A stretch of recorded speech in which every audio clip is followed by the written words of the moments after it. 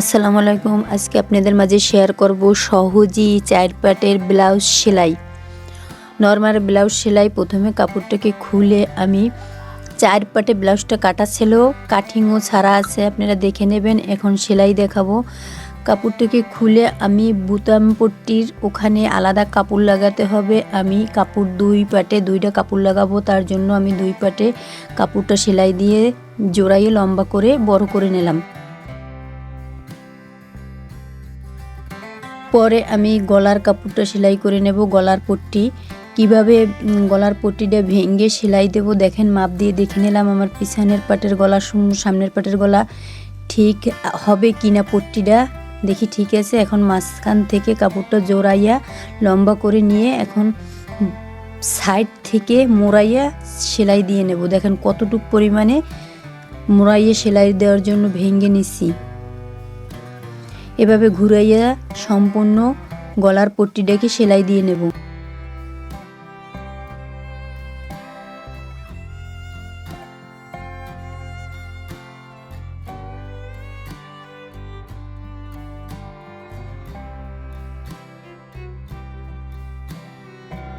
গলার পট্টি সেলাইয়ের পরে আমি হাতার কাপড়ে ঝুলে কম ছিল কাপড়, আমি 14 ইঞ্চি ঝুলের 14 গিরা কাপড় নিছি। 38 বডির ব্লাউজ।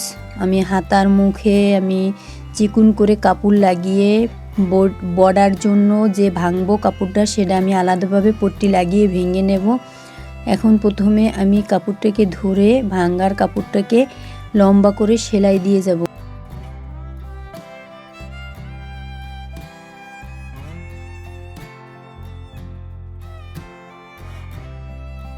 এভাবে লম্বা করে দোনো হাতার মুখে একইভাবে পট্টির কাপড়টা লাগিয়ে নেব। এক সেলাই দিয়ে লাগানো হয়ে গেছে। এখন আমি ওখানে একটা চাপ সেলাই দিয়ে দেব, যাতে পট্টিটা যখন ভেঙে সেলাই দেব যাতে না বোঝা যায় যে আমি পট্টির কাপড় লাগিয়েছি। এভাবে আমি একটা চাপ সেলাই দিয়ে নিলাম উল্টা পাশ থেকে। দোনো হাতে একই নিয়মে আমি উল্টা পাশে চাপ সেলাই দিয়ে নিলাম। এখন হাতার মুখে যে কাপড়টা লাগাইছি ওর মাথার থেকে আরেকটা চিকুন করে সেলাই দিয়ে নেব।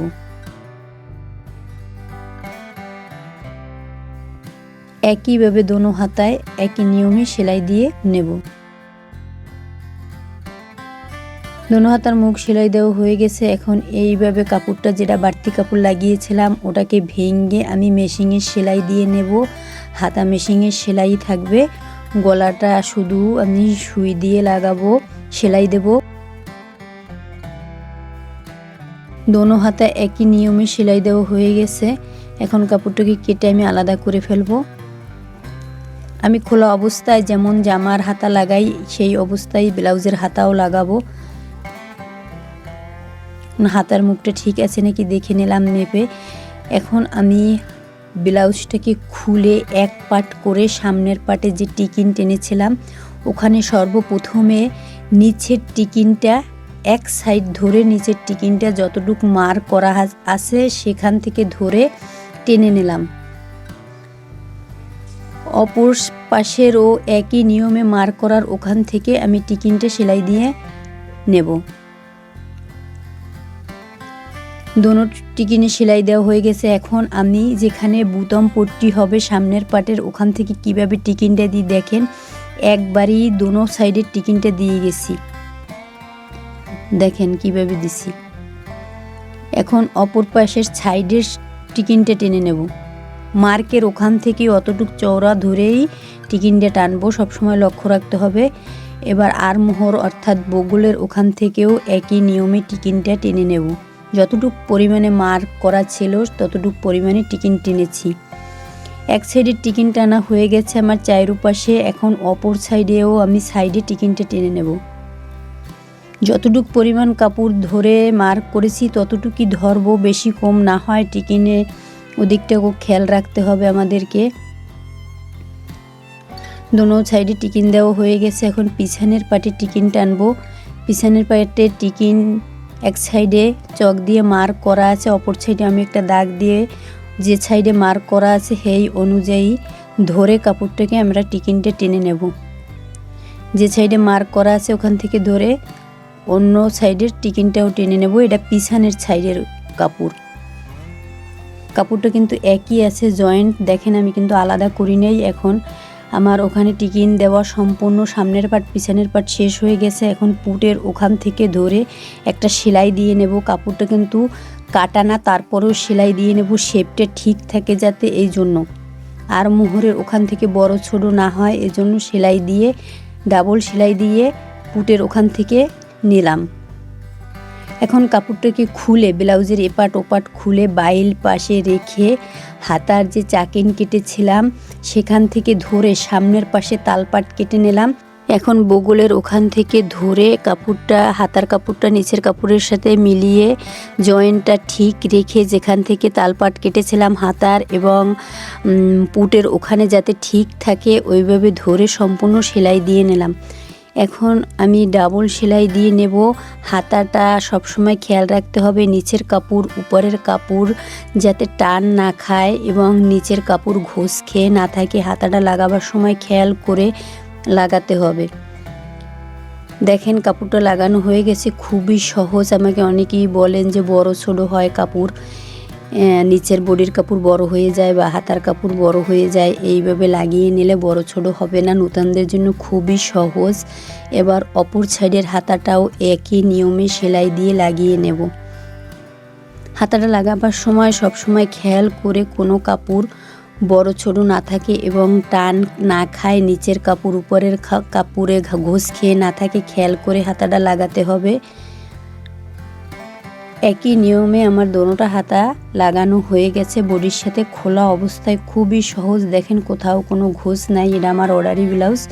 এখন হাতার মুহুরি আছে কত, হাতার মুখ অর্থাৎ মুহুরি না বুঝলেও হাতার মুখ আছে কত, হাতার মুখ আছে 12। আমি 6 ইঞ্চিতে ফিতা ধরে আমি একটা চক দিয়ে দাগ কেটে নিলাম যাতে সেলাইয়ের সময় সুবিধা হয়, সেলাইটা ঠিক মতো দিতে পারি। এইভাবে সম্পূর্ণ বডি থেকে মাজা পর্যন্ত সেলাই দিয়ে নেমে আসব। এক সাইড মারা হয়ে গেছে, এখন অপর সাইডও আমি একই নিয়মে মারব। কিভাবে দেখেন, যে হাতা সেলাই হয়ে গেছে ওই হাতাটাকে, যে হাতাটা খোলা আছে তার উপরে রেখে আমি চক দিয়ে দাগ কেটে নিলাম যাতে কোনো হাতা দোনোটা একই রকমের মাপ থাকে, বড় ছোট না হয়। এইভাবে বগলের ওখান থেকে ধরে আমি মাজা পর্যন্ত এক সেলাই দিয়ে আসলাম। 2টাই সেলাই দেব। এখন মেপে দেখব আমার 38 বডি ঠিক আছে কিনা, না কম আছে না বেশি আছে, এটা দেখে আমি আর একটা সেলাই দিয়ে নেব। যদি বেশি কম থাকে তাহলে আমি আরও একটু, বেশি থাকলে ভিতর দিয়ে সেলাইটা দেব, যদি কম থাকে তাহলে আমি আর একটু পাশ দিয়ে সেলাইটা দেব। এজন্য আমি চক দিয়ে মেপে চক দিয়ে দাগ কেটে নিলাম সেলাইটা দেওয়ার জন্য। মাজাটা এবং বডিটা একইভাবে মেপে মার্কটা করে নিলাম, কারণ ব্লাউজটা সেলাই সময় জামা সেলাইতে 1 ইঞ্চি আধা ইঞ্চি লুজ থাকলে কোনো সমস্যা হয় না, কিন্তু ব্লাউজটার সময় একুরেট মাপ হওয়া চাই। সব সময় ব্লাউজ একুরেট, লুজ ফিটিং পরলে লুজ ফিটিং, এবং যে যেরকমের মাপ দেয় বা যে রকমের পরার অভ্যাস। এখন আমি ব্লাউজের মাঝখান থেকে, যেখানে সামনের পাটের ঘোড়া বানাবো সেখান থেকে মাঝখান থেকে কেচি দিয়ে কেটে 2 পাট করে নিলাম। একদম সমান মাঝ বরাবর চক দিয়ে দাগ দিয়ে কেটে 2 ভাগ করে নিয়ে যে পট্টির কাপড় সেলাই করে রেখেছিলাম সেই পট্টির কাপড় দোনো সাইডে লাগিয়ে নিলাম। আমাদের কিন্তু ব্লাউজের ডাইন পাশে হয় ঘোড়া, বাম পাশে থাকে বুতাম। এই সাইডটার দিকে খুবই লক্ষ্য রাখতে হবে, বাম পাশে বুতাম, ডাইন পাশে ঘোড়া। এবং বাম পাশে যে সাইডে যে ঘোড়া বুতাম হবে তার কাপড়টাকে কিন্তু আমরা একদম ভিতরে বাঁধবো না, একটু বাহির সাইডে ভেঙে 2 সেলাই দিয়ে নেব, যাতে আমাদের খেয়াল থাকে যে এটা আমার বুতামের ঘোড়া এবং এটা আমার বুতাম লাগাবার ঘোড়া। এখন আমি যে ডাইন সাইডে ঘোড়া বানাবো, ডাইন সাইডের ঘোড়ার ওখানে একটা চাপ সেলাই দিয়ে নিলাম এবং বাম পাশের ঘোড়ার সাইডে ওখানে আরও একটা সেলাই দিয়ে ডাবল সেলাই দিয়ে নেব। একটা কাপড় বড় বাহির সাইডে থাকবে, পট্টিটা একটা ভিতর সাইডে থাকবে, এইটাও কিন্তু একটা গুরুত্বপূর্ণ হিসাব। এখন আমি যেটা সাথে বুতামের ঘোড়া বানাবো, বুতাম লাগাবো এক সাইডে আর ঘোড়া বানাবো আর এক সাইডে, সেই ঘোড়ার সাইডটাও আমি ভিতর পাশে ভেঙে সেলাই দিয়ে নিলাম। দেখেন ভাঙ্গা হয়ে গেছে, এটা ভিতর সাইড আর এটা হচ্ছে আমি বুতাম লাগাবো। এই সাইড বুতাম লাগাবার সাইডে 2টা সেলাই দিয়ে নিলাম। ওরা বাহিরে কাপড়টা লাগানো আছে। এখন সম্পূর্ণ বডি সেলাই করা হয়ে গেছে। এখন গলার পট্টিটা লাগিয়ে নেব। খুব সহজ, খেয়াল করে একটু দেখবেন, আপনারা ভিডিওটা না টেনে দেখবেন, খুবই পানির মতো সহজ। এখন গলার কাপড়টা ঠিক জামার গলা যেমন লাগানো হয় ঠিক ওই নিয়মে অতটুক কাপড় ভিতরে রেখে সেলাই দিয়ে সম্পূর্ণ ঘুরিয়ে লাগিয়ে যাব। সেলাইয়ের সময় খেয়াল করে লাগাতে হবে যাতে নিচের কাপড় এবং উপরের পট্টি টান না খায় এবং ঘুষ খেয়ে না থাকে। এভাবে বাড়তি কাপড়টা ভাঁজ দিয়ে ভেঙে সেলাই দিয়ে নিলাম।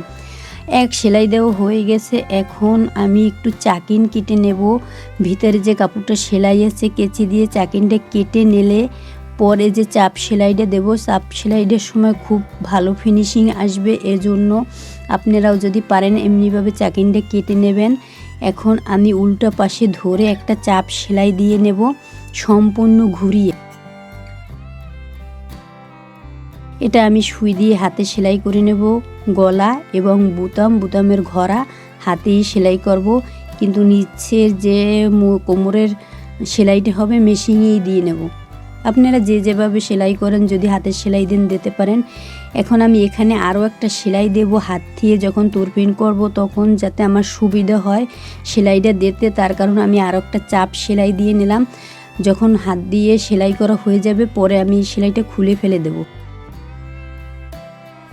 সেলাইটা দেওয়ার অর্থ হইল আমি কাপড়টা সম্পূর্ণ এইভাবে আটকিয়ে নিলাম। আমার গলার পট্টিও লাগানো হয়ে গেছে। এখন আমি নিচের যে মাজা মেশিনের সেলাইটা দিয়ে নেব। কতটুক চওড়া নিয়ে সেলাইটা দিলাম। আমার এই ব্লাউজের ঝুল আছে 14। আমি অল্প চওড়া নিয়ে আমি মেশিনের সেলাইটা দিয়ে নেব।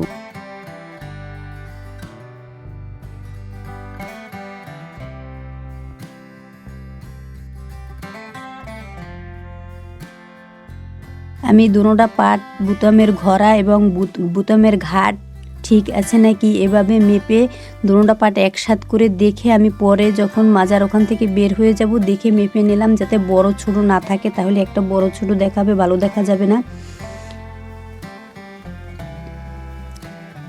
এবার আমি সামনের এটা আটকিয়ে দেখাইলাম যে ব্লাউজটা কেমন হয়েছে। আমি পরে হাতে সেলাই দিয়ে বুতাম লাগিয়ে নেব। আমার ভিডিওটা যদি আপনাদের ভালো লেগে থাকে তাহলে লাইক কমেন্ট সাবস্ক্রাইব করে আমার পাশে থাকবেন। আপনাদের একটা লাইক কমেন্ট আমাকে ভিডিও বানাতে উৎসাহিত করে। আজকে এই পর্যন্তই। আল্লাহ হাফেজ।